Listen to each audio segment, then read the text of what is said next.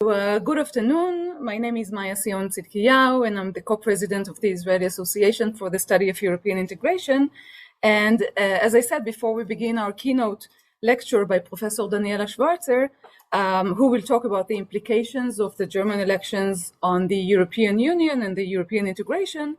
I would like to present a few projects that the Israeli Association was doing together with the Friedrich-Ebert-Stiftung, and we have the representative, Mr. Miki Drill here with us.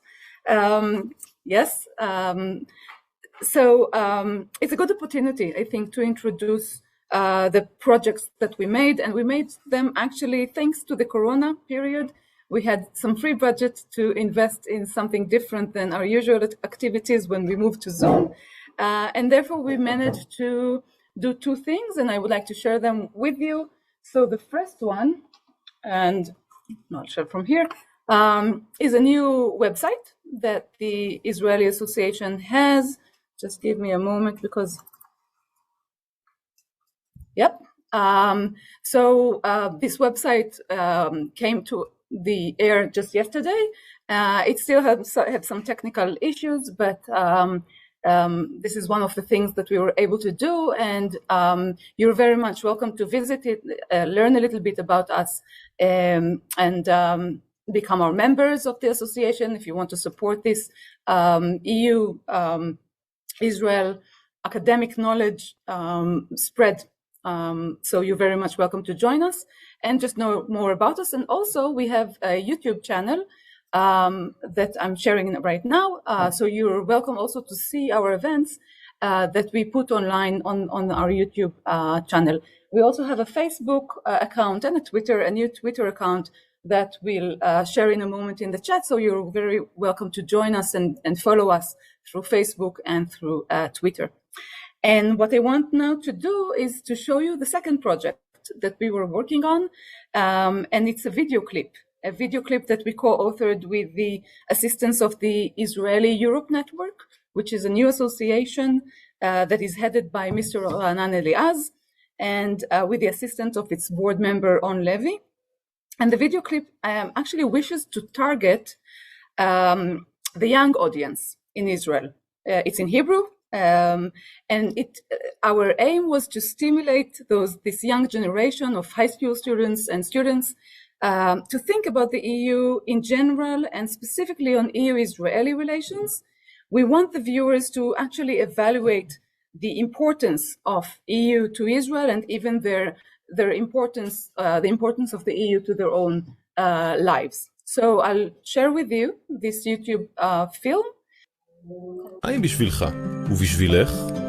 כל מה שאירופה זה כזה מקום סודר כזה. הנאה, שופינג, טיולים. אנשים שמכירים, הם משלמים ביורו. זה ארץ החלומות. A role model for many countries. אוכל. נימוסים. אירופה זה תרבות. שואה. מלא ארצות כאלה שוות, אנשים פלצנים שעפים על עצמם. והאיחוד האירופי?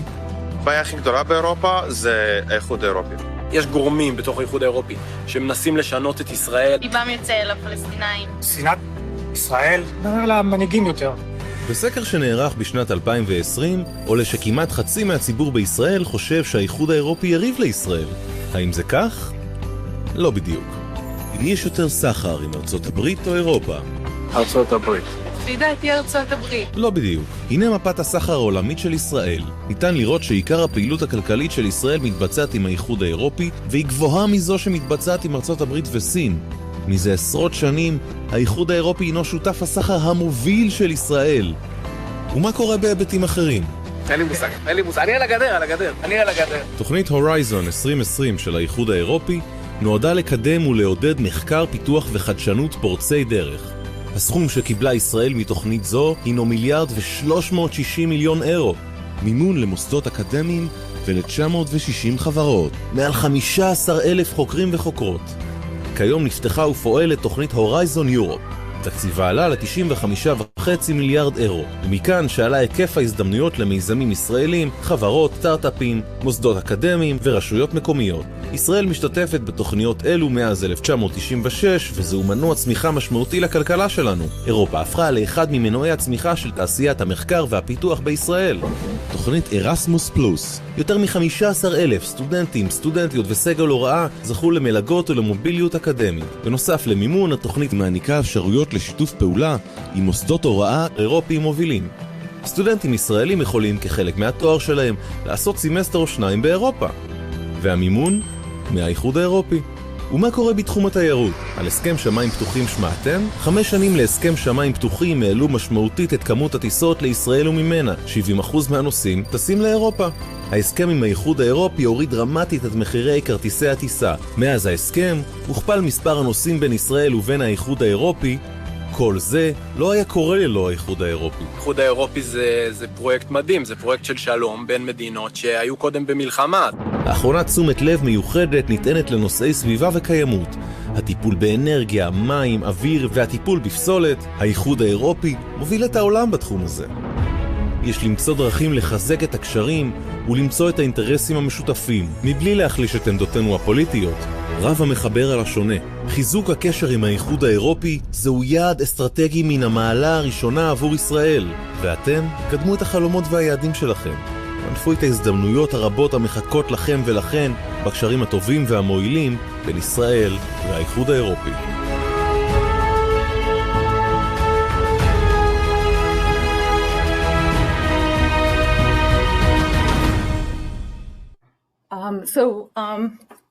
I hope you enjoyed the clip. One of the reasons that we actually took the effort to produce this clip is the result of an opinion poll that was done by the Mitvim Institute. So we had an opinion poll about foreign policy done by the Mitvim Institute for regional foreign policies. And what was found there, and I want to share this with you in a second, is what does Israelis think about the EU? Is it more a friend or a foe? And what we see in the poll, and it's been conducted, as I said, for 4 years, 600 Israelis are being polled each time, Israelis, Jews and Arabs, in a proportional manner by the Rafi Smith Institute.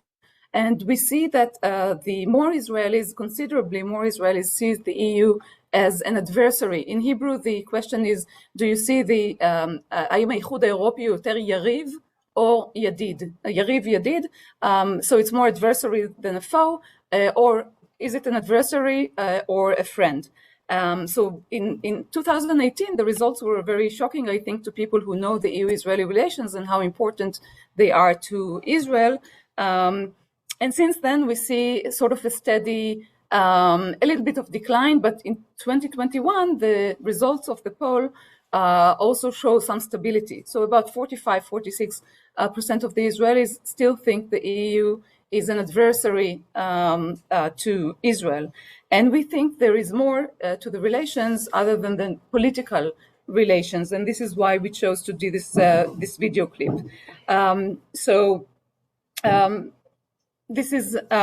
This was the introduction. So thank you for being here and taking part in this session. And Miki, can you tell me if we already see Daniela? Did she join us? I am here. Oh, hello, Daniela. Hello. Okay, so good to see you again.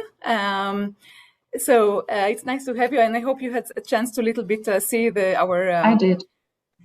Good. Okay, wonderful. So good afternoon again, and I will now first introduce Mr. Miki Drill, who will give a short opening remarks.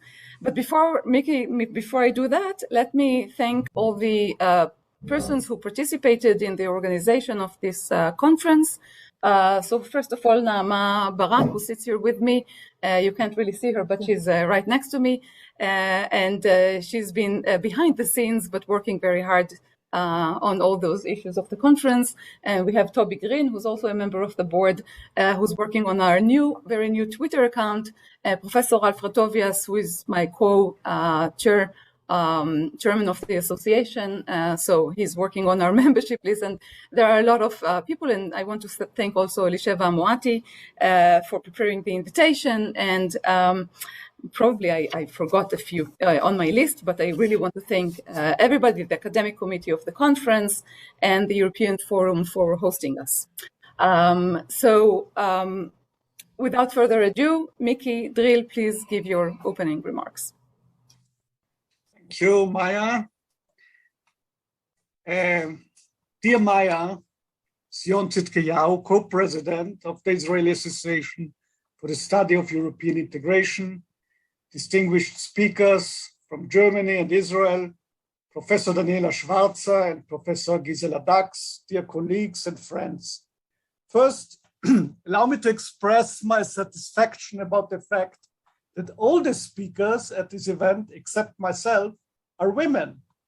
For FAS, gender justice is, I would even say, a sacred value. And we believe that at least a balanced gender participation in our own events should be something that goes without saying. Even better, a majority of female speakers like today. We are now in the 9th years of excellent cooperation with the Association for the Study of European Integration. So thank you, Maya, and also Alfred, for this great partnership among us. The aim of this series is to assist in promoting the understanding of European integration and Europe among academics, governmental officials, and the wider public in Israel. We hold events like this one at leading universities like the Hebrew University of Jerusalem and academic colleges in Israel, with the aim to bring distinguished lecturer guests from abroad and assemble discussions around the guests with leading Israeli lecturers and prominent figures specialized in European affairs. We do so because we want to facilitate exchanges of decision makers and experts, thus introducing each other's viewpoints into the public discourse.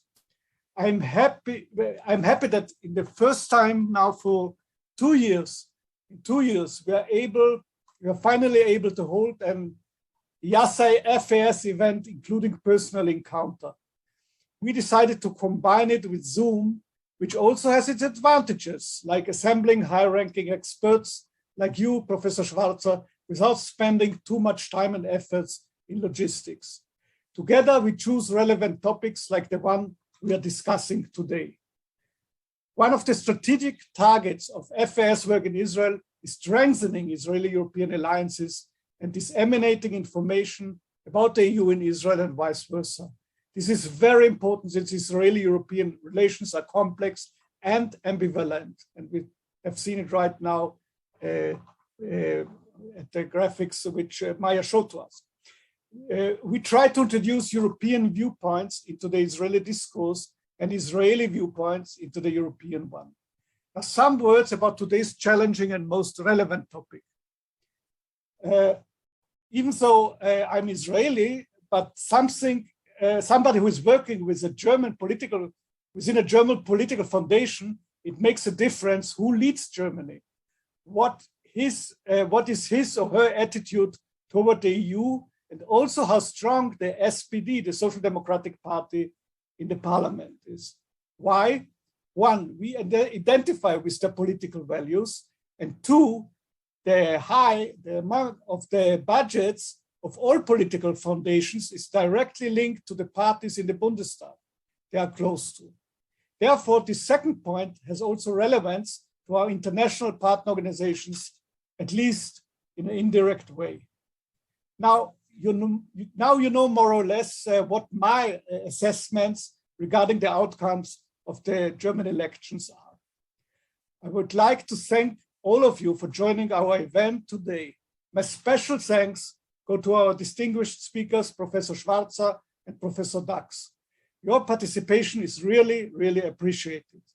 I wish us all an exciting and fruitful conference. Thank you. Thank you very much, Mickey. And I will now introduce Professor Daniela Schwarzer, and later I will introduce Professor Gisela Dax, and we can begin. So, Professor Daniela Schwarzer is the Open Society Foundation's Executive Director for Europe and Eurasia. Schwarzer is a renowned expert in European affairs and international relations. Since 2016, she has served as director and CEO of the German Council of Foreign Relations, where she has steered the organization's strategic repositioning and modernization, and has advised the EU Commission and national governments on European affairs. She is senior fellow at the Harvard Kennedy School, Belfer Center, and was also a member of the executive team of the German Marshall Fund of the United States, where she served as the senior director of research, as well as heading the Berlin office and European program from 2013 to 2016. Professor Schwarzer also spent 8 years at the German Institute for International and Security Affairs, where she led the European Integration Department from 2008 until 2013. And Professor Schwarzer, on behalf of the European Association for the Study of European Integration, the Friedrich-Ebert-Stiftung, and the European Forum in which we're sitting, we are very much pleased that you could join us and have your keynote talk. So please, the Zoom screen is yours, and may I join Miki also for enjoying this feminine panel. Thank you so much, Maya. Thank you so much, Maya. Thank you, Miki, for your kind introductions. And also let me congratulate you precisely on the female panel, which you have put together, and the fact that you balance entirely. I myself resist panels where I'm only a female moderator with male speakers, but actual parity is a far higher ambition, and I congratulate you on that very much, Miki. So thank you for having me for this talk and the 25 minutes which you have allowed me to speak. I will firstly look at Germany, where it is today after the elections, and then I will look at the challenges the European Union is facing and hope to draw both together in a way in the end that we can start a discussion whether you would agree or not, and we can go in more depth into some of the issues I will raise. Now, as you have probably observed, Germany went to the polls in September, on September 26th. So actually not a long time ago. And what we saw was a result of the elections which gives a slim win to the Social Democrat Party. Olaf Scholz, the chancellor candidate of the SPD, really ran a very strong personal campaign and managed to put the Social Democrats in front position. He is followed, not with much distance, less than 2%, by the Christian Democrats led by Armin Laschet.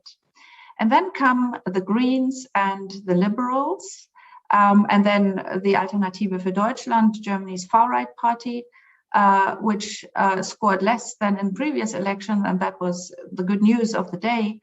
But what we now have is several possible coalition scenarios. Just today, and that was on the news basically all day long, the Greens and the Christian Democrats have met. So actually, why I'm telling you that is because we do not know whether the actually strongest candidate, Olaf Scholz, will be able to form a government, because it is very much in the hands of the Greens and the Liberals, who are the two likely coalition partners of either the Social Democrats or the Christian Democrats, to find out where they can better put their bets and where they get the better deal in long coalition negotiations which are to follow. I would say today that there is a strong interest on the side of the Green Party to actually form a coalition, a left coalition or strongly left coalition between the Social Democrats and the Greens plus the Liberals. But depending on who makes the best offer, we may also see a different scenario. Now, whoever moves into government, and I did not mention that there could also be another grand coalition, so the two major parties, which we have had now for several years, but the other way around, led by the Social Democrats and the Christian Democrats being the junior partner, such a two-party government is also possible. Whichever constellation we look at, we will see parties moving into office who share a fundamentally pro-European stance. So whichever of the scenarios actually comes to practice, it is very likely that Germany will stay true to its fundamental foreign and European policy orientations that have been pretty constant over the past decades. How can this be explained? One is that Germany really anchors its foreign policy thinking, but also its economic policy thinking deeply into the integration in the European Union. We have an economic model which is built on Germany's export competitiveness. So the open single market, but also the EU's openness to the world, actually from a German economic perspective, are the best possible contexts for it to operate. And politically, post-war Germany never wanted a strong standalone position, but integrated deeply into the EU and into NATO, is constantly seeking a close relationship with France and other partners, simply because it is not in Germany's interest to, in a way, to rise too high and to be too strong in comparison to its neighbors, obviously because of the horrible history of the Nazi times and the Second World War. So since the Federal Republic of Germany was founded, strengthening the European integration is actually a constitutional principle. And as I have said, it's not only, a legal primary law principle, but it is very much also now a very concrete economic and political interest of the German governments. However, still the parties differ on some of the questions. And if I had to give you a few headlines where there may be differences depending on the coalition that actually comes to place, let me start with one topic which has really pushed its way into the German debate through the role of the Greens and through the role of the Fridays for Future movement. That is climate. The fight against climate change and the management of climate transition. In all likelihood, I've given you 3 coalition scenarios. It is quite likely that in any of, in 2 of the 3, the Greens will actually be a partner. And their primary goal in the coalition negotiations is to have a really ambitious climate agenda, and not only pushing for measures to counter climate change, but also to make sure that there is a just climate transition. So actually acceptable within society with an equal or more or less equal distribution of costs.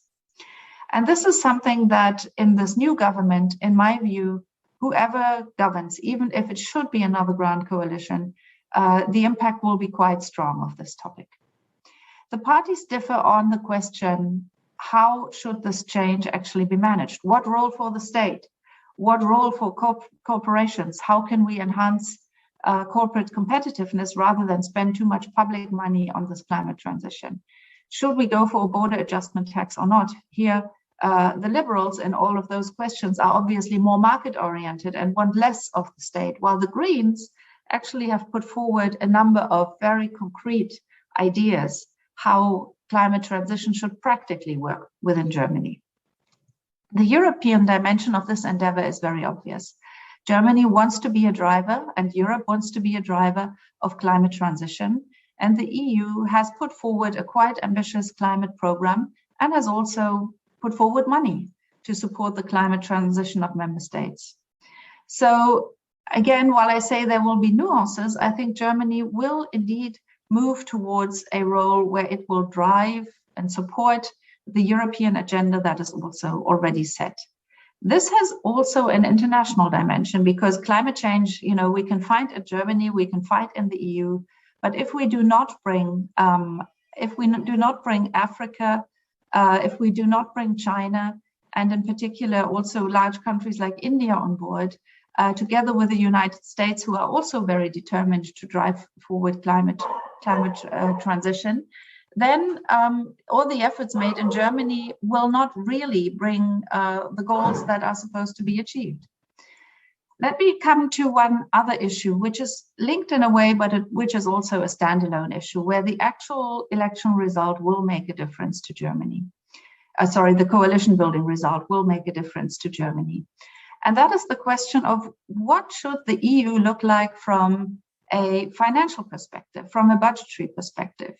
Do we need to spend more money together in the European Union, or should we rather not spend that much money on a European scale?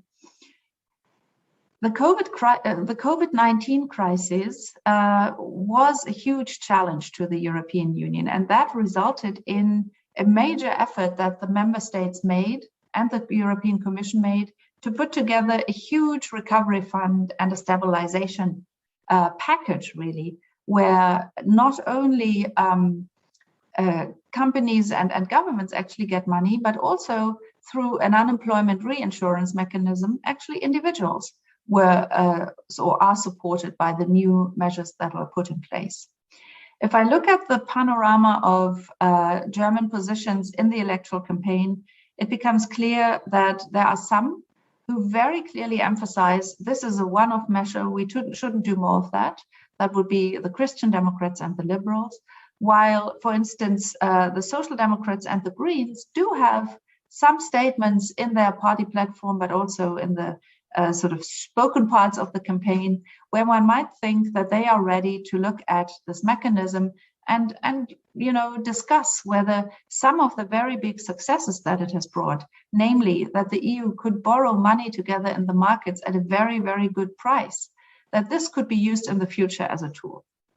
So I think this is an important issue before I turn to my last one, where we will actually see that the coalition negotiations will focus on topics of European relevance, and where it is quite hard to predict the outcome today because we do not know who in the end will negotiate.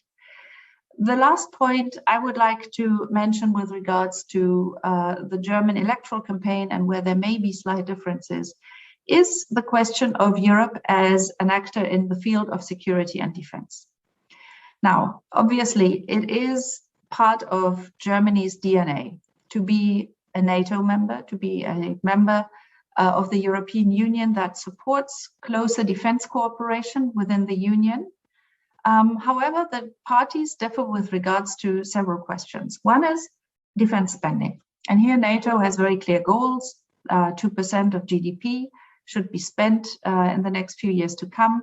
Germany has been on a track which today puts it in a situation that 1.8% of GDP are spent on defense. It's not where we should be, but we will, in my view, continuously work our way there. The question that the parties differ on is really how to frame the transatlantic relationship, the security alliance, and how Germany's role should look in both of them. There are differences, for instance, with the Social Democrats criticizing the idea or the concept of nuclear sharing, while the Christian Democrats very strongly stick to that. There are different views of whether, for instance, more money should put into the defense budget to fight new hybrid threats like cyber, or whether this should be done in separate ways and not as defense. There are ideas out there to actually combine various tools of foreign policy, including stabilization policies, and so more in the civic, not in the military space, and make a bigger budget for external action as such, but not necessarily for defense. So I think those discussions will be quite interesting when we move ahead. I mentioned the relationship with the United States. Of course, the issue that Germany will be pressured on is China. And that is already the case by the Biden administration, as it was before with the Trump administration, although the tone has, of course, considerably changed with Joe Biden in a much better way. But Germany will have to take a position whether it pursues its cautiously balanced China policy, where the criticism, for instance, of human rights abuses and the recognition of a systemic rivalry with China, which takes very concrete forms, for instance, in our neighborhood, whether this tone will be strengthened and Germany will be more ready to use the tools it has along with the EU, for instance, trade, to push China to move towards policies that would more correspond to the normative values based of both Germany and the European Union and the United States. I do not think that the next government will face a real debate on decoupling, as it was pushed by Trump, who seemingly pushed forward the idea to really disentangle economically, financially from China. I personally do not believe that this will be in the US interest to even push it that far. And I also do not think that any new German government would really go into that direction. But, and that is an important point, the risk assessment of what China represents has really changed, also accelerated through the COVID-19 crisis. So one of the questions will be whether the European Union will be able to protect its interests vis-a-vis China in a better way. Progress has been made, for instance, by setting up European investment screening mechanisms. So Chinese investment that pours into the European Union is looked into for the question whether strategic industries are touched, whether crucial elements in value chains are affected, whether there is a strong political leverage behind it. So this transparency and actual scrutiny is now going to increase because since last year, all EU member states had to translate this specific EU regulation on investment screening into national law, and they all had to set up respective mechanisms. So I believe that the China issue will be extremely high on the new German government's agenda. On the defensive side, which I have mentioned, but also with regards to the question, how do we work not only with the US, but also with partners, in particular in the Indo-Pacific, on a joint strategy vis-a-vis China.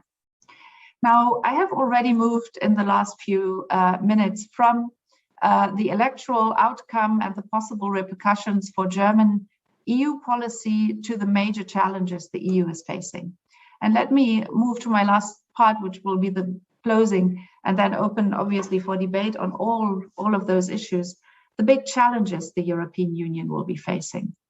Now, economic recovery and a kind of balanced economic recovery remains a huge challenge for the EU after COVID, but also because we are in a double transition, the climate transition I mentioned.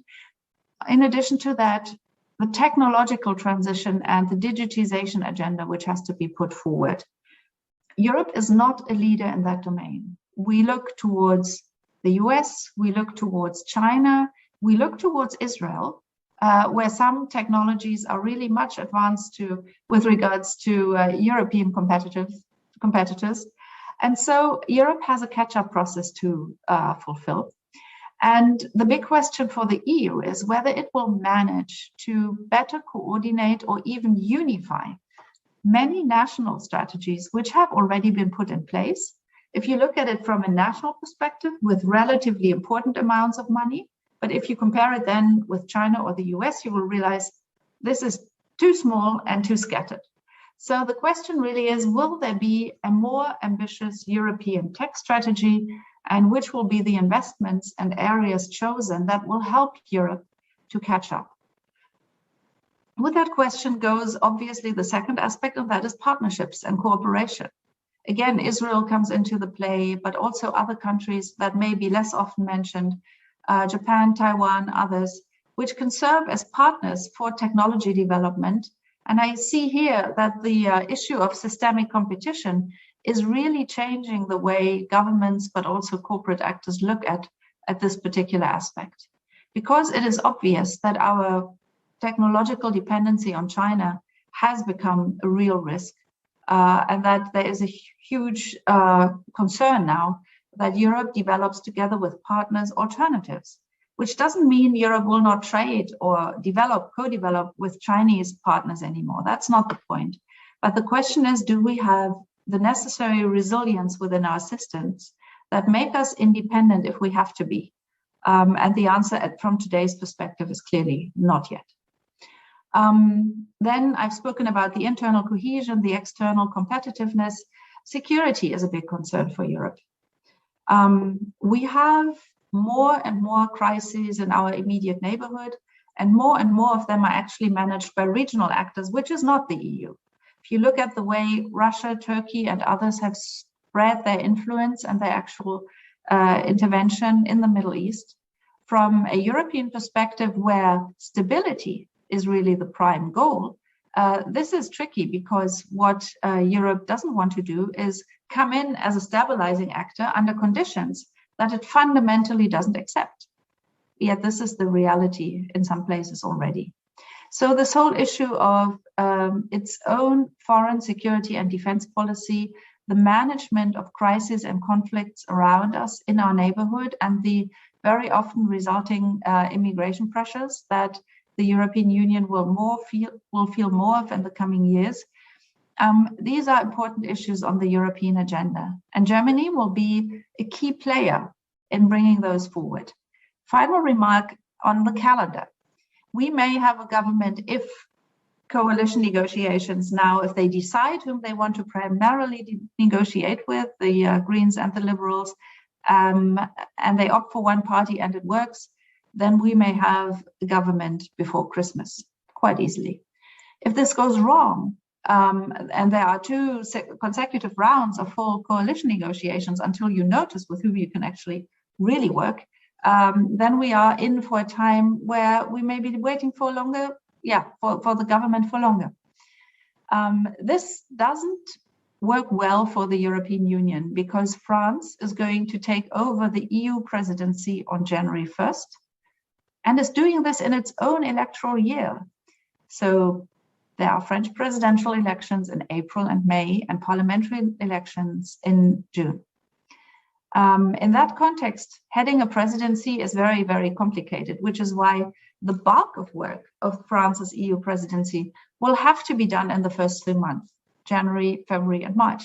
And if at that point, the new German government isn't in full swing, those are not the best conditions to put bigger projects on track.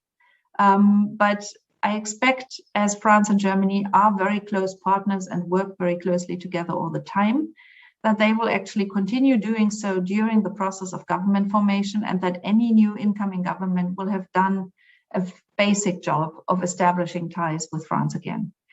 I'm emphasizing France here because it is clear that Germany and France, as 2 countries which are the biggest political players in the Union, who have about almost half of the GDP of the Eurozone in their own economies, that those players will have to agree to bring the European Union forward. And they have both a very important role to fulfill in bringing others along. So they can't guide the EU by themselves, but they can be the engine and they can mobilize others for a deeper EU. I'd like to leave it here, and I'm really looking forward to the next speaker and then to possible questions that may have arisen. Thank you so much, Daniela. Fascinating topic, so many issues to follow up with questions and discussion. And the EU is not over the period, the decade of crisis. Hopefully it will recover from the COVID-19, and hopefully there will be some more quiet on the horizon. So please reserve your questions to after the talk of the comments by Gisela Dax, Professor Dax, and then put them in the chat. You can already start to put them in the chat, or just write your name that you would like to raise a question. And then when we reach the Q&A session, then I will address you and you can open your microphone and ask your question. So I will present now Professor Gisela Dax, who is a journalist, an author and professor here at the European Forum at the DAAD Center for German Studies at the Hebrew University in Jerusalem. She holds a PhD from Tel Aviv University. Initially, Gisela had studied literature and philosophy at the Sorbonne in Paris and started her professional career at the French daily newspaper Libération. And then she moved to work with a newspaper, with a prestigious German weekly Die Zeit in Hamburg, where she worked as a political reporter. And further on, she became the correspondent of Die Zeit here in Jerusalem, for which she worked then exclusively for more than 20 years. She has lately also been writing on the Swiss weekly newspaper, the NZZ. I'm not sure that I'm pronouncing it right. NZZ am Sonntag, and the Hauptstadtbrief in Berlin. Sorry, my German is not that great. And among her research interests are German-French relations, and she very recently returned from Germany from, I think, a week or 10 days election tour around Germany. So I'm sure she has also interesting comments to add. Gisela, please, the Zoom screen is yours. Thank you very much, Maya. Thank you very much, Professor Schwarzer, for this tour d'horizon, which included many, many things, and I think they're very important. Maya, as you speak about this election observer tour, in fact, this is part of what Germans know how to do very well. It was an international expert tour talking about all the involved issues of the election, which is part of this German soft power, but we increasingly speak really of hard power and where Germany stands there. What was really striking during the election campaign is how almost the foreign policy and Europe was almost non-existent, even compared to the standards where one can say domestic issues usually in elections are dominant and not foreign policy doesn't really make a big difference. But it was still striking compared, for example, to the last elections where Schulz from the European Union also was running. So no talk about that.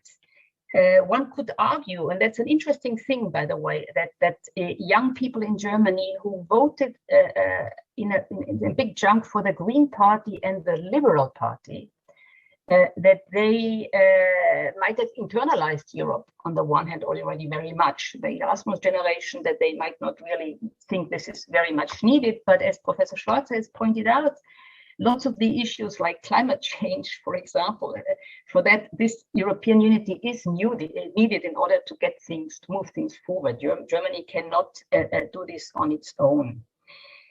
Most likely we'll have really 3 parties in the next government. Also a big coalition is not completely excluded. It's not very likely, which means we have definitely a weaker German chancellor, whoever it will be, because there are more coalition partners, means also you have to make more compromises, also when it comes to Europe.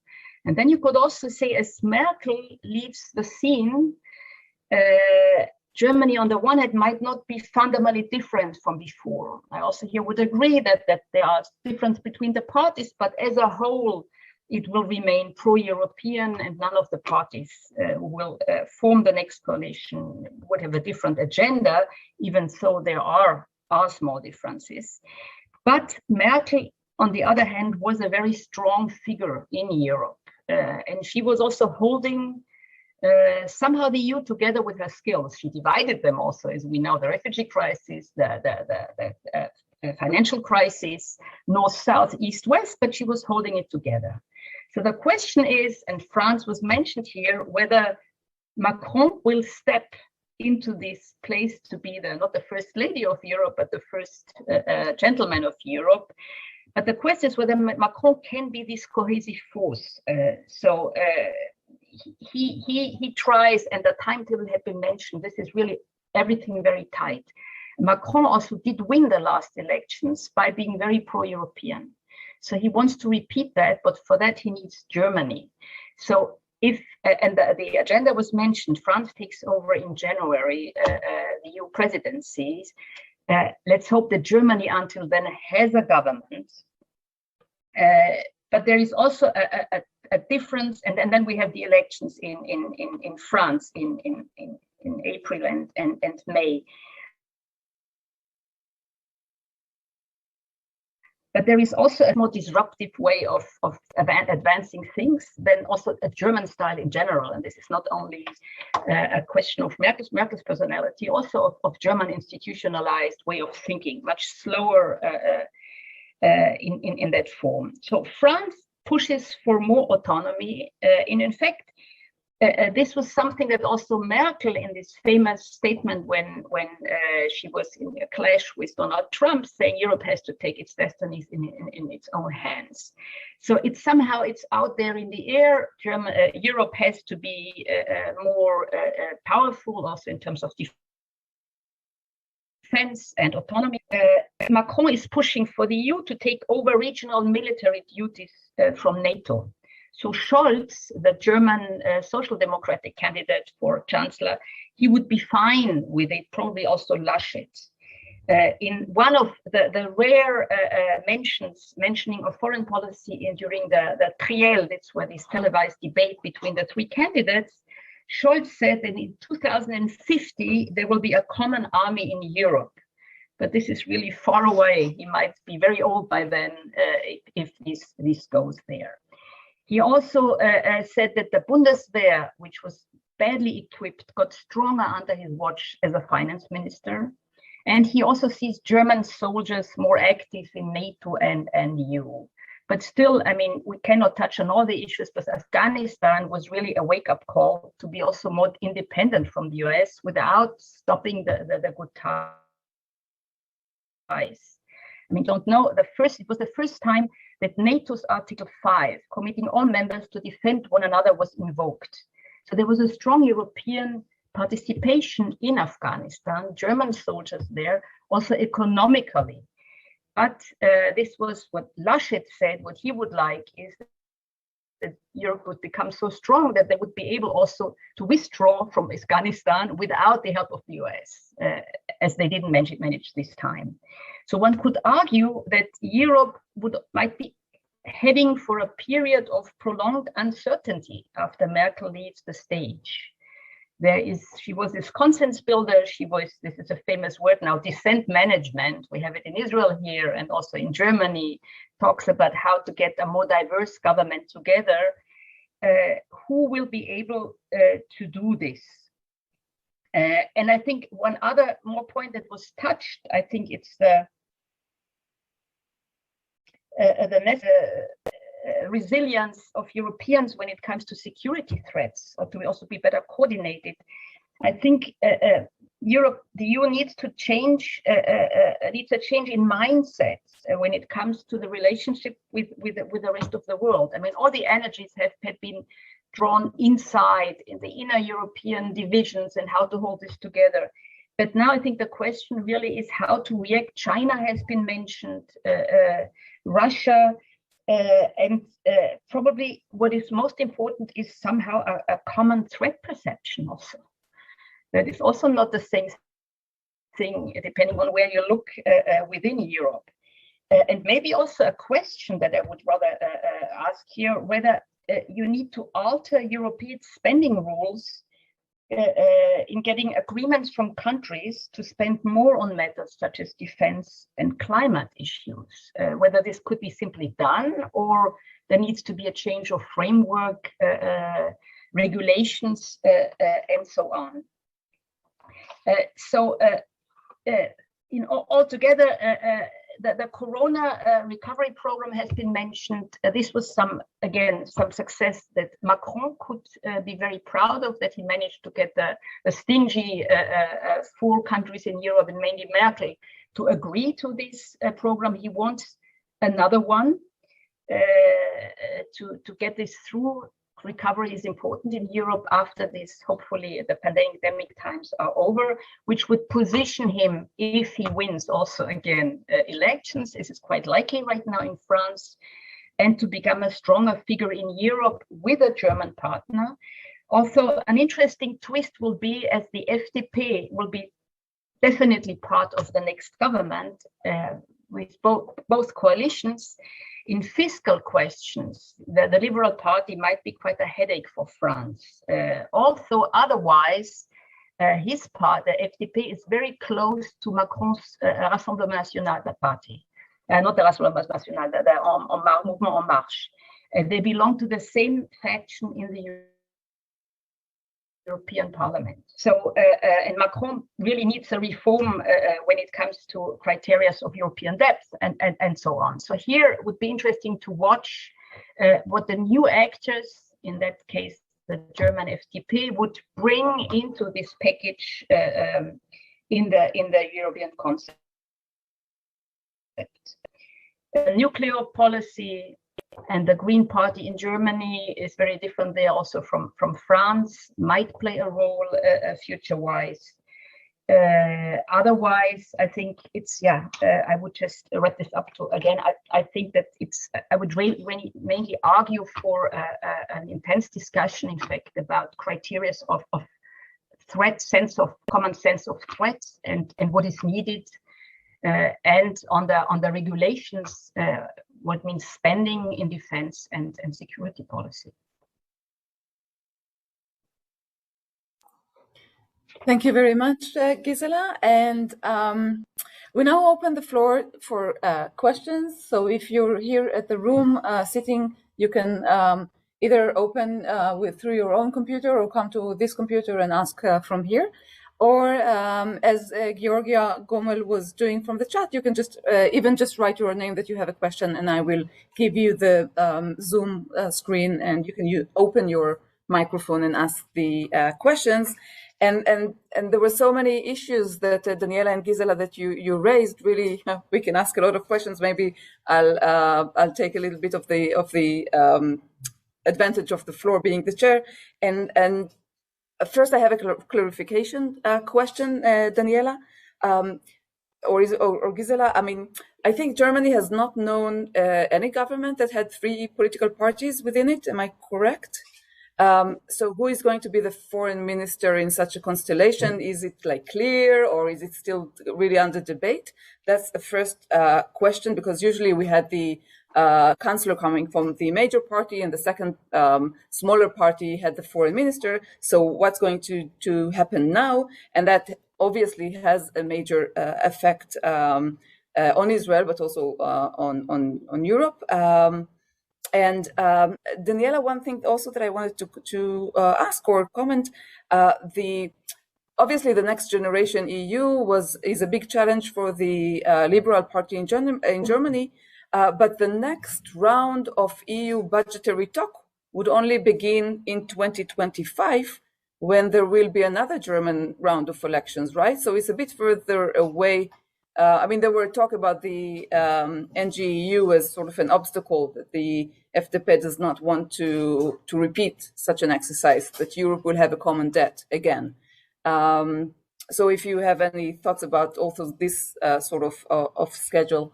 And Giorgio, please, can you open your microphone and ask your question? Mrs. Schwarzer, you made a very interesting point about the common foreign and security policy in Europe, which has become a crucial issue for discussion among us Europeans. And you obviously mentioned, I mean, it's, the strategic autonomy has become almost a catchword in the lexicon, in the public debate in Europe. Now, you obviously mentioned France and Germany as the main partners, but I must say that it is difficult to see France. I mean, France has been traditionally very wary of integrating her military apparatus into the EU. And Germany has been traditionally a reluctant hegemon in Europe. So how would you proceed to tackle this very complex question involving the 2 main partners? Thank you very much. Thank you, Giorgio. And Giorgio is actually sitting in Italy right now and asking the question from Italy. Yeah. Am I correct, Giorgio? Okay. Yes. So let's pause here for a minute, and then we'll give the floor to Ron Friedman and to Azriel Berman. So Daniela, would you like to begin? And then we'll move to with great pleasure. And I'll take all 3 questions in a row. First of all, who will be the next German foreign minister? I don't think anyone knows today, but you pointed towards one, element which could give some indication. In former times, indeed, the foreign office or the foreign minister's job was very often combined with the vice chancellor's job and went to the coalition partner. And now we have several, though we have one who is the bigger one than the other one. And in the case of a red Green Liberal or CDU Green Liberal coalition, the Greens would have the Vice Chancellor job. However, would this necessarily be connected to the Foreign Ministry? No. We have seen over the past 4 years the Vice Chancellor sitting in the Finance Ministry, which is, I would say, one of the most important jobs in government. However, given the agenda, which is very much a transition agenda that reaches deep into our economic policy and our economic model, it's not excluded that the vice chancellor job actually is not in the finance ministry, but in a maybe newly shaped ministry. So it is completely open, as it is open who will at all be in the coalition. I just gave you now a few observation points. As soon as you know who the three will be, you can then observe maybe with more tools at hand. The second question, why does it at all matter that the Liberals don't like the Next Generation EU fund because things are there in place for a number of years? Well, yes. However, there are some who actually think, and not only in Germany but also in other countries, that we should build on this very positive example and should take what we learned with the instruments we now have at hand, take something from there and actually develop more tools the European Union could have to fund joint European initiatives. This is, I think, something that will be on the agenda far before the end of this budgetary cycle, which in the EU indeed is a 7-year cycle, extremely long, because there is an acute need to finance the big transition agendas.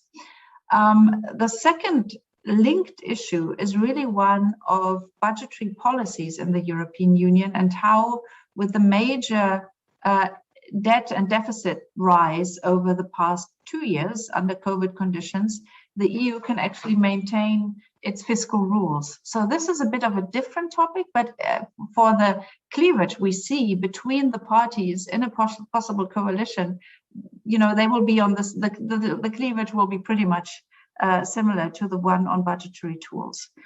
And I will briefly come to the question of strategic autonomy and how we can think of combining the French and the German approaches here in the European Union. Well, first of all, interesting to see that the German government never really endorsed the term strategic autonomy, but much rather spoke about European sovereignty or just simply capacity to act.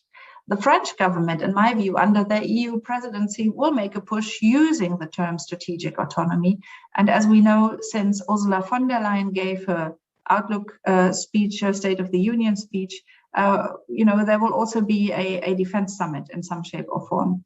So the topic will be very strongly on the European agenda.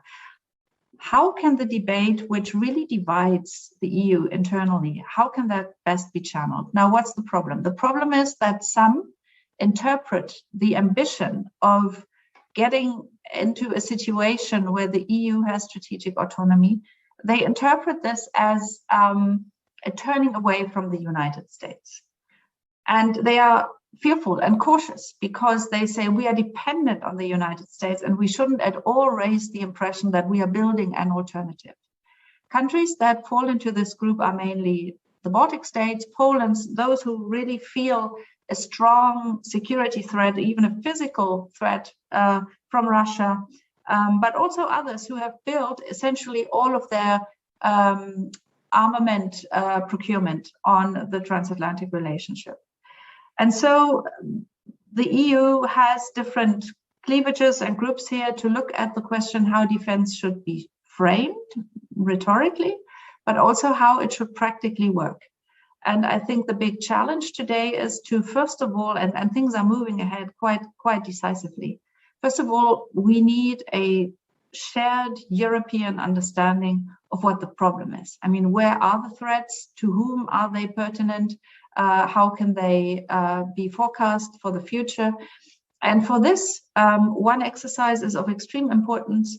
That's the strategic compass, which is now under construction. It is a joint document which puts together the intelligence and insights from all 27 member states. And that will serve as the base for a strategic discussion that the European Union then has how to move ahead. Building on that, once we know what the problem is and what the threats are and what the perspectives are, the question is how can we do better in defending ourselves, but also in projecting power abroad? And here comes the really big important need to coordinate our own capabilities in a much better way. This should not start when we talk about concrete missions, but it should start far earlier when it is about defense expenditure decisions, for instance, when it is about joint projects. So what the EU needs is a really smart distribution of resources in a combined way.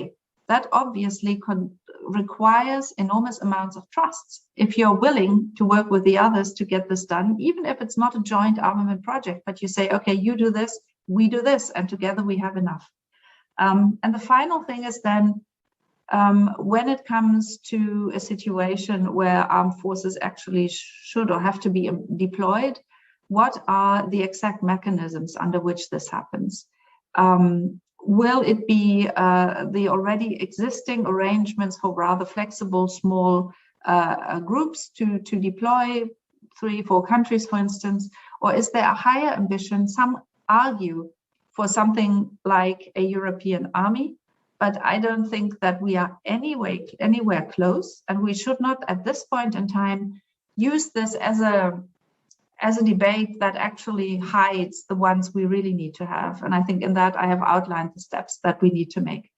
We will never agree fundamentally on everything. So I think the solution for the EU can only be to agree on certain principles, to have understanding that there are different threat perceptions, and that on some groups work and on others it will be others. Thank you. It's fascinating. Gisela, please. Maybe just to add something, the German president gave a speech at the UN, which German presidents rarely do at this forum, and in a way he really wanted to strengthen the point that somehow Germany, and this comes back to the role of the reluctant hegemon, that on the one hand has to realize that it has to take more responsibility on the international scene, without building more strength, without just overestimating also realistically what it is able to do and it can do. But it's an interesting message that he thought it's important to state. So that shows at least the debate is there, even though if it didn't figure it all during the last weeks surrounding the elections. Thank you. Thank you very much. So Ron Friedman, I'll give you the permission to please unmute yourself and ask your question. Hello. First of all, fascinating talk. Second of all, I wanted to ask about the possibility of taking down the necessity of a consensus vote in the EU. After both candidates talked about the possibility of them reducing the required amount of votes to be just a plain majority or a special majority in their campaign speeches. Do you think that it's something that is possible? Do you think that it's something that they will really work towards, or is it just something that they said in their speeches to gain construction? Okay, thank you, Ron. And another question by Azriel Berman, please. Can you unmute yourself? Yes, I wanted to ask about one of the, from my perspective, I thought one of the few disappointments with Merkel was the Nord Stream agreement with Russia, Nord Stream 2, and the upset this caused in say among countries like the Baltic states, Czech Republic and countries like that. And this may be seen as simply looking after your own interests and totally abandoning other countries for commercial gain, etc. And the question is this a pattern that is likely to continue? How would a new a big change in the coalition government affect this? I mean, I personally doubt that there would be a significant change on policy towards Russia, but I was just wondering whether how things could be in the future, and also what this tells us about Germany altogether in foreign policy, whether that's maybe the reluctance to deal with countries such as Russia, which causes mischief. And so I'd be interested to hear from both Gisela and also for Daniela as well. Thank you. Okay, thank you, Azrael. And let's move on the opposite direction. Gisela, would you like to take the first? Maybe on Nord Stream, yeah, definitely. This is an important issue. And in an interesting way, the only party who had a stance on this issue was the Green Party. They asked for Nord Stream being stopped, but this is a request that is very unlikely to be followed through. This will be definitely in the talk something that where the Green will have to abandon. But they, when it comes to foreign policy, and they are probably have been the most explanatory in their ideas, just introducing also when it comes to China, as with Russia, a more human rights component in dealings with these countries, and not only doing with lip services. So they had it on their platform and they talked about it. All the other parties, this was not an issue at all, which means Nord Stream will definitely be implemented. I don't think there will be any change on that. Thank you. And Daniela?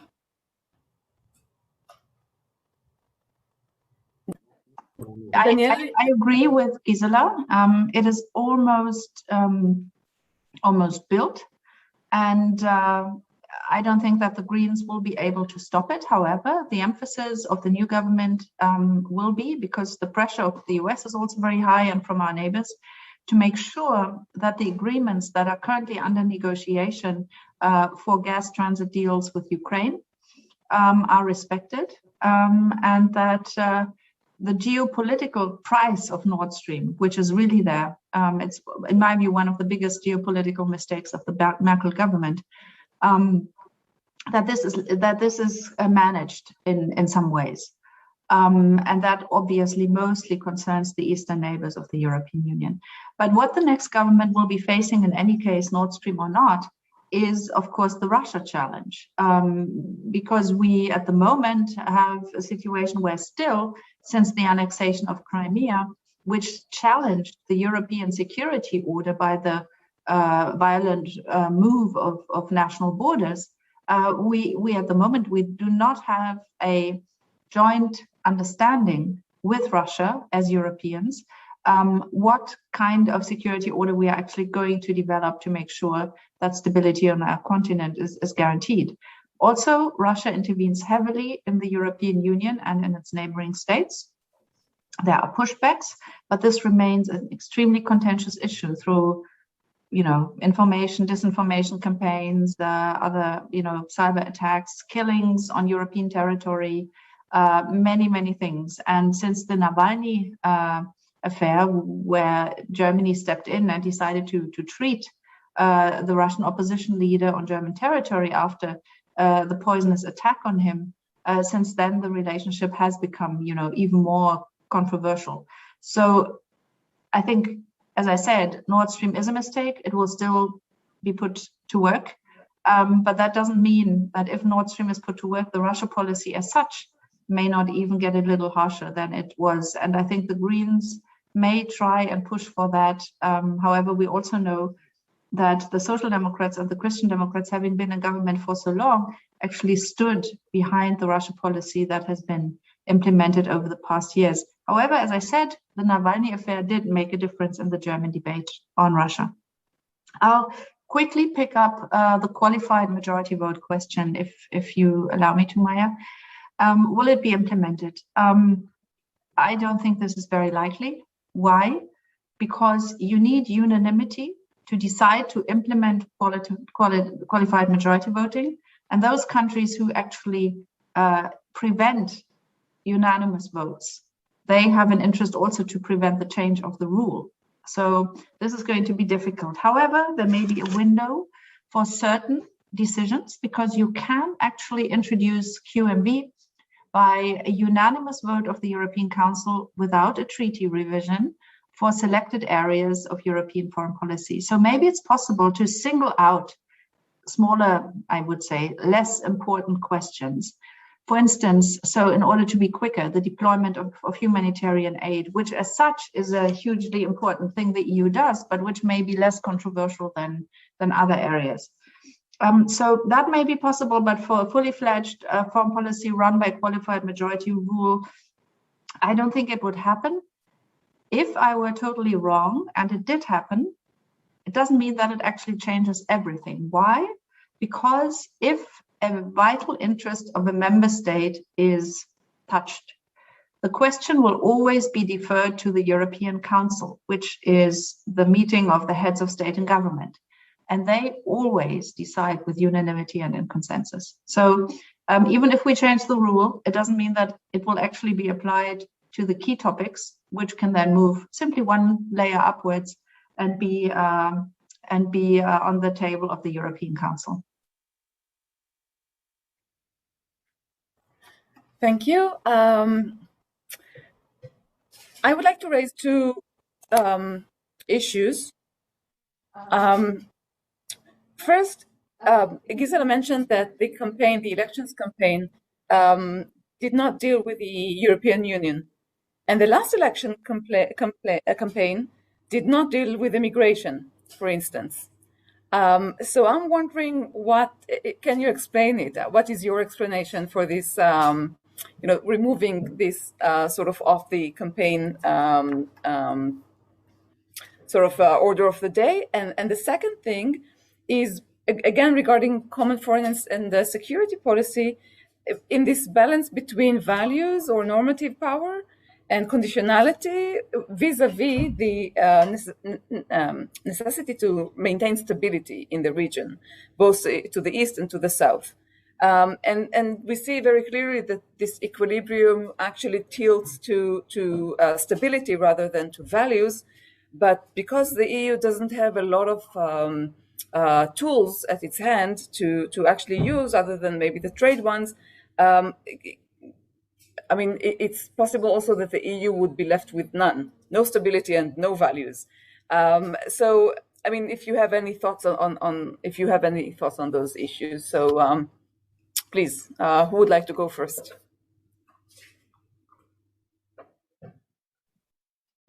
Daniela, Gisela, Daniela.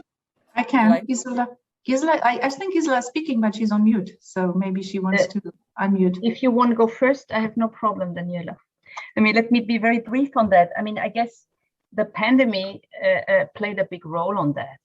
This is something where the people were more concerned with health, with elderly people being taken care of.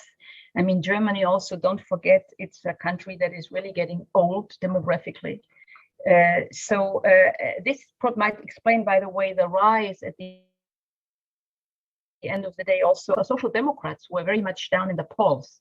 Then you had, that brought back issues, classical issues of social democratic politics. Like social justice. This was something that was suddenly a very important issue. And then you had the floods in Germany in June, which reinforced the issue of climate change. Something very obvious. And climate change, as we have heard, is not necessarily only a domestic issue. So if you want to proceed, and Daniela mentioned that you need other European countries. Germany cannot do this on its own.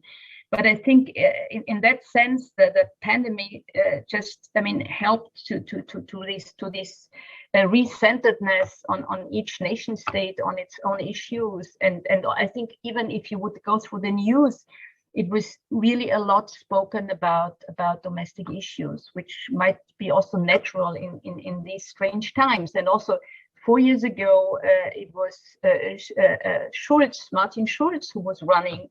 And then he was coming from the European Union, which was also something that he brought in as an asset. I'm not sure that the migration refugee crisis was left out on purpose on these things. There are just these inner dynamics where this time it was just striking that, you had the old people, I think, were dominating when it comes to care. And then you had a very young generation where issues like climate change and human rights, this is at the top of the agenda. And this is intertwined maybe with international affairs, but not in such an obvious way that it is stated in the words. Thank you. And Daniela, please unmute yourself. Yes, so judged by the three TV shows where the three candidates discussed policy with each other, foreign policy didn't play any role, and the European Union also did not. If our participants are interested to see anyway what they discussed, there are two other events which are relevant here. One is that the Munich Security Conference brought together the three candidates in a trio, and then also the WDR, which is one of the major public TV stations in Germany, does an annual Europe Forum, and there the three of them also spoke. That was very early in the campaign, but they were already selected as candidates. So if you want to see what they have to say, it is there. What is absolutely true, and Gisela said that, in the then sort of campaign development, Europe didn't play a major role. I would say that for the climate agenda, it was probably most prominent as the framework within which Germany situates itself and through which it then wants to bring change globally. But the interest simply was elsewhere in this electoral campaign. It was a very inward-looking one. And I always thought to myself, well, can one blame the candidates? Because they did say certain things, but maybe in less prominent fora. It was also really the choice of the media to orchestrate three debates essentially inward-looking. And I know that many international observers were quite surprised and shocked by this fact. There was an attempt to compensate that by the candidates in the last few really days or the last week of the campaign. If you're interested in the matter, you can read the CDU candidate Armin Laschet, who wrote about Germany's G7 presidency, or you can look at what he said about the need of a German Security Council. Others wrote as well, you know, Green candidates, SPD candidates. So there are traces of their positions, of course, but it didn't take off as one of the major topics in the debate.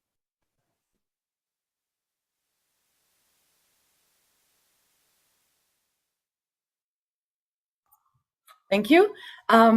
And as we are an Israeli association for the study of European integration, but nevertheless an Israeli one, I think it would be good also to think a little bit about these elections and their possible effect on Germany-Israel relations. Here in Israel, at least I think, and Gisela, you would be much better a specialist to talk about that than me, but it seems that, you know, whoever is the chancellor, whether from the SPD or from the CDU, Israel is sort of in good hands. Obviously, the SPD has more critical opinions about Israel. The Greens are new. In our perspective, I don't see any big changes. But when it comes to Israel-EU relations, Germany was trying to help Israel reconvening the Association Council. And let's say that France is on the other side and we're still waiting for the French to come along. So I'm not sure if you see anything on that Germany maybe can help Israel on the Israel-EU relations, or if you can talk about the different points of opinion, if there are big differences regarding the Israeli-Palestinian conflict or normalization process that Israel has been going through the last year. We just celebrated the anniversary of the first normalization agreements. And is there any perspective in Germany or a view in Germany that this normalization process can actually be a sort of a game changer, perhaps, with regards to the Palestinians? So what is the German take on those issues? You want Gisela? So yeah, okay. Yeah. Very early on, there was a kind of a comparison between three candidates when it comes to Israeli politics and how they would relate to German-Israeli relations. And the result was, well, that they were pretty much outdoing each other by trying to say how much everything would remain the same and being continuing this strong German-Israeli relations. That's one thing. But I would say if we have again, depending on the coalition that we'll have at the end of the day, Laschet and Scholz both are the same generation of Angela Merkel.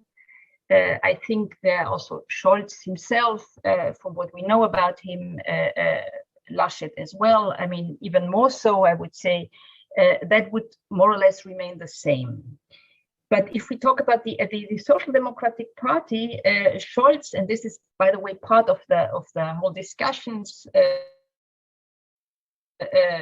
how much he has his party behind him in terms of content.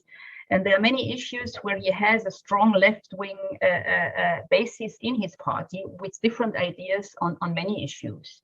So, and also in the Green Party, where, for example, the subject of there should be more a clearer, tight control on arm exportation, where there might be different opinions how to deal also with Israel, also not necessarily in the open light.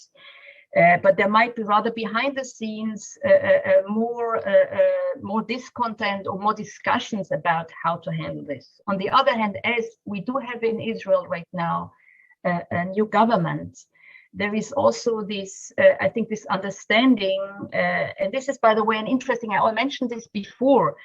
It was so interesting in another discussion that I was moderating with the German ambassador. There was somebody affiliated with the FDP, the Liberal Party, who asked somebody from the Yesh Atid party here whether he could get some advice on how to negotiate a coalition with very different partners. So again, there is this. Also, Steinmeier, when he was here, he said, well, now we can learn from how to this diverse coalitions and dissent management. So I think there is some kind of a curiosity to see how this government in Israel can hold it together and how this might work with an understanding that in order to hold it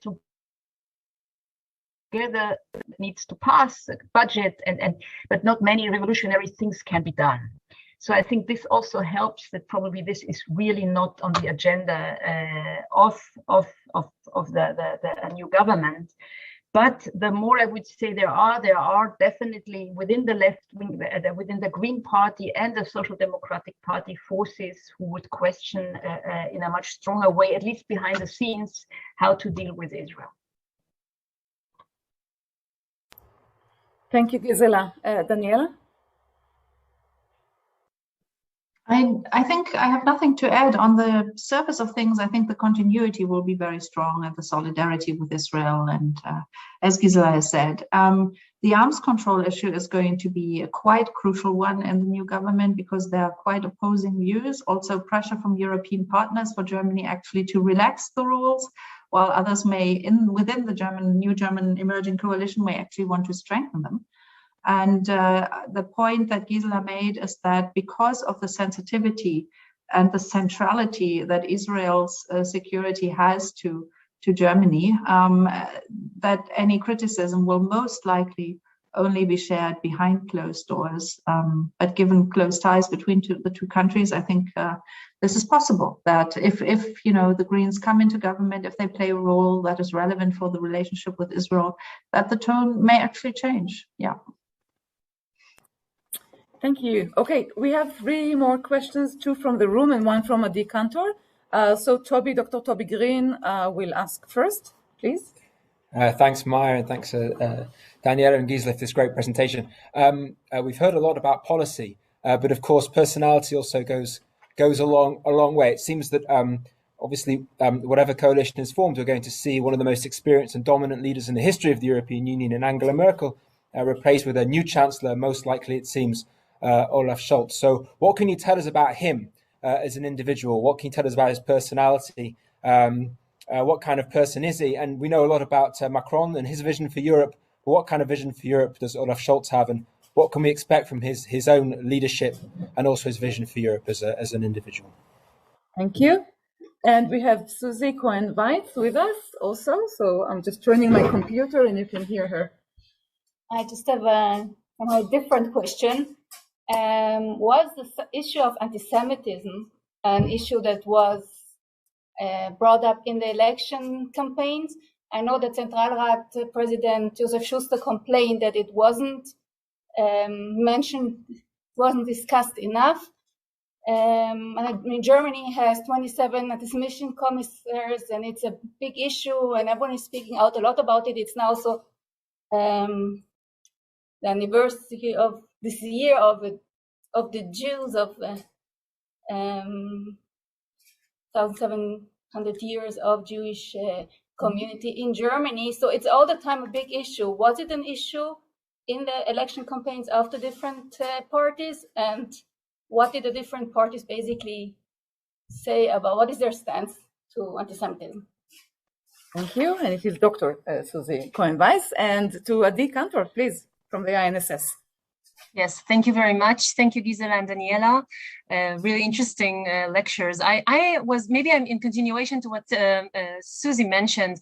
I'm wondering what your views are with regards to the future of the alternative for Germany. We remember the big surprise that we witnessed in 2017 with 12.6, I think they received last time.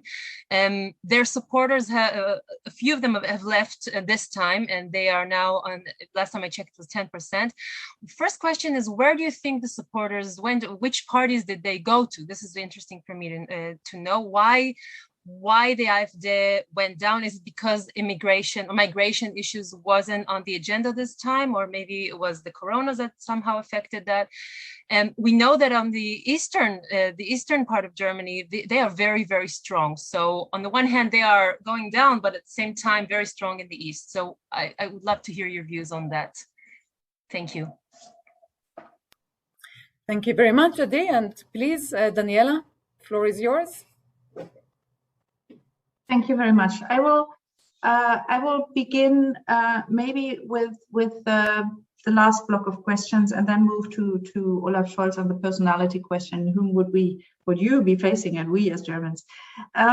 So first of all, my sense is that the debate in general on anti-Semitism in Germany is nuanced, is developed, could always be a bit more, but I felt that during the election campaign, while the candidates didn't pull it up, we still had an ongoing debate with regards to the situation in Germany. Also because a number of court cases were very prominently discussed after attacks, and the general sense of, more needs to be done is definitely there. However, I think the criticism is right that you cited, that in the campaigns, if I have to really think back, because I focused more on foreign policy, so maybe Gisela has other observations, but it didn't strike me as a prominent issue. So I guess the criticism here is right. What happened to AfD?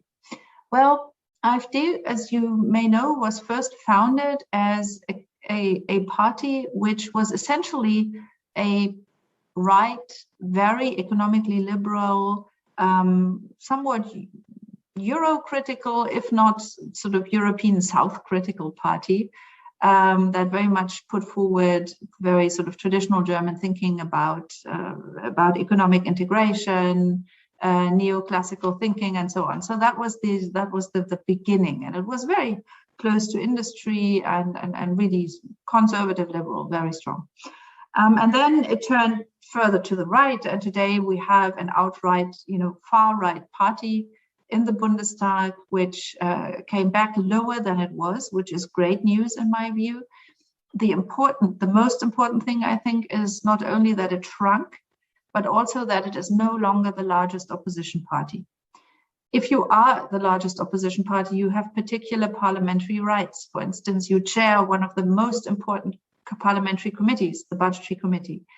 You are the first to speak after a government declaration of the chancellor. So it's really not unimportant that AfD loses this platform, at least in part, because it of course is still in parliament, but no longer in this very, very prominent position as opposition leader. Where did its voters go? I think there are some who left because of that radicalization of the party.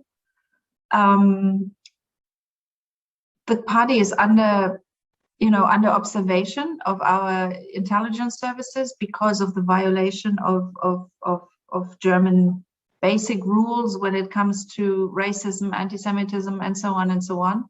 So this is important. This puts off voters because essentially, I think Germany's past is still very present. And there are political taboos in our country, I say luckily, which may not be that developed in other European countries. And there is a lot of caution to really look very closely. If a party looks like far-right leaning and you get the impression it is actually moving towards anti-Semitism or other developments of that kind, then voters go away. I, at the moment, do not have the numbers under my eyes where the voters actually moved.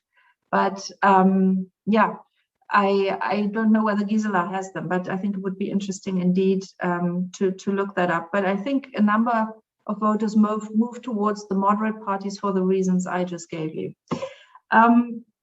Scholz as a person. So he is, of course, well known in Europe for his 4 years tenure as finance minister, where he sat in the ECOFIN, which is the Council of Finance Ministers, and in the Eurogroup. He was the architect of the Recovery Fund, and together with his French counterpart, and then the Chancellor, of course. But he is really I would say, a convinced pro-European person. He is not a very outgoing, charismatic leader. He got lots of funny names during the campaign because he's actually not. And one of them was, in German, Schlumpf. In English, it's, I think, Smurf. So really nicknames that spoke to his appearance, his body language, and so on. And they are all, in a way, friendly, but also speak to this lack of, charismatic leader. He is known to be a very focused, honest person. He was mayor of Hamburg, which is a region in Germany, not just a city. So he sat in the relevant federal sort of parliament, the Bundesrat, for his land. And he is quite well known by now to Germans, and he commands a very strong sympathy. Opinion poll data ranked him for a long while, and still so, just behind Chancellor Merkel as the most favored politician in Germany. And I think his whole style, also the personalization of his campaign, really speak to that he is a person who is much liked. And if you look a little into German political culture in post-war Germany, it's not the one who shouts loudest who is the most liked, but really more the manager, the person who seems he or she wants to get it right, more a manager type than a leader type that Germans seem to look out for. Thank you. Gisela, please. Yeah, I mean, to the AfD party, I also don't have the exact statistics, but I mean, it was always considered that they have a stable group of voters who are around 10%, and I think that's what they received. And probably the last time they got lots of voters who were usually non-voters that got mobilized. And as the AfD also didn't manage really to this time, they tried in the Corona scene, anti-vax, not really clear. They didn't capitalize on that. I think maybe the pandemic also played a big role, that there was still trust in the government and how it was handled at the end of the day, maybe not at the beginning.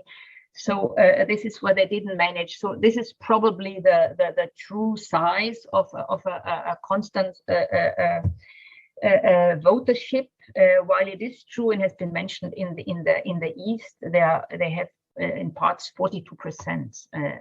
This is really a lot, and this is, I mean, a specific way of the East. Also about that a lot during our election expert trip there, where in fact the some kind of resistance of the population that is captured by the AfD as being against the elites, against the establishment, against West Germany that took over. And I asked the candidate of the Linke, said, how you don't manage to capture more of these votes of opponents, in fact, of those who are not satisfied. And she said, good question, we also try to answer this. So somehow they managed to capture this here. And this brings me to the question of anti-Semitism. I found it quite striking. It really, as Daniela also said, it did not play, it played a role out in the media about discussions that we know about the Jerusalem Declaration, other things, but not from the politicians. And when we visited Halle, we saw their candidates, and I asked the question, I said, after all, Halle, there was 2 years ago, the attack against the, how do people talk about? And then there was a quick answer, which was not necessarily dismissive, by saying, yeah, we had then demonstrations against what happened, but it was no reference. It didn't play a role. Interestingly enough, for the only candidate in a election evening, the Linke mentioned the fight against racism, the fight against anti-Semitism. It was there among other things for all the other parties, but it didn't play a role. One could even say maybe it's a good thing on the one hand that it's not such a big issue in an election campaign. But this is, one could debate about it. The only person, and that was something that made me, I mean, I'm just telling you that made me pretty angry, is when the person from the AfD, whom we spoke to as well, he was very dealing with education. He was very quick to point out that he sits together with Israeli academics correcting school books, cleaning this up from anti-Israeli imagery. I mean, the fact is that probably none of the Israeli academics sitting around this table knew that he was also sitting there, but is capitalizing on this German-Israeli relationship here with the AfD fight against the image of Israel. While on the other hand, I mean, it's pretty clear when it comes to the past, or to, I mean, I don't want to repeat all these claims of the hardcore of the AfD. So that is a political game, and it was explicitly not anti-Semitism that he mentioned. An interesting thing here. Maybe about just Olaf Scholz. I mean, in a way, he was, I mean, if he's becoming chancellor, it was rather by default, one could say, because he didn't make any mistakes. I mean, I think there was an extremely dynamic election campaign as opposed to the not so dynamic candidates. And during this dynamic election campaign, you had really at a certain point, each of the three candidates being completely first. And then the other two, Laschet and Baerbock, made mistakes, and which helped Scholz, who didn't make mistakes, to just pass through. I think I would say he managed to pass himself best as the next Merkel. I mean, he was even doing, you know, this rhombus sign where everyone was joking, the Merkel symbol that he kind of adopted for himself. He capitalized on that he was vice chancellor under Merkel, that he was finance minister. I mean, in that sense, he can capitalize on being continuity much more. And I think this was maybe in the German elections the most interesting twist. On the one hand, people know that that change is needed, climate change, just for one thing, that it's really about time. 16 years of Merkel, she stepped down, so change is there. But on the other hand, they don't want too much change. So it's really this thing in between. Also, maybe climate change could be done without suffering too much or without paying such a high price. So I think it's really in this ambivalent attitude, and maybe on that, Scholz has captured this best with his person. And yeah, I mean, lots of jokes were made. Daniela just mentioned it. Schlumpf is Trumpf. You know, the Smurf is the Trump card. I think this was very funny because they put his picture next to this headline where he really looks like a Smurf.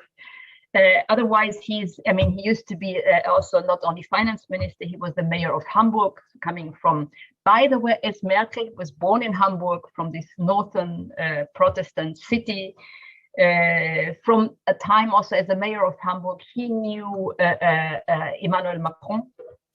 had contacts then to François Hollande, where Macron also was around. So there are also connections to France. But for the rest, well, one has to see how he will lead his way through. If, I mean, this is also still open, if he manages to form a coalition. So thank you very much. I think it was a very wide and deep discussion. We covered so many topics and so many issues. If you want a last concluding remark, or if you have a topic that you think we didn't touch upon, so that's your option. But if not, then otherwise, I will thank you very much for this discussion. It was enlightening, and there was some definitely quite a few new points that I take with me.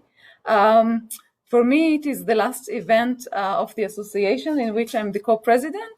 So soon, in 20 minutes, 15 minutes, we'll have the association assembly of the members of the association, and we're going to elect a new board and a new presidency, co-presidency.